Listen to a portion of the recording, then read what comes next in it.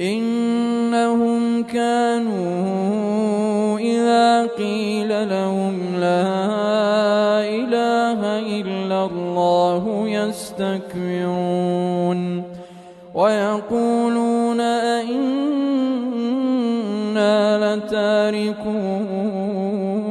آلهتنا لشاعر مجنون بل جاء بالحق وصدق المرسلين إنكم لذائق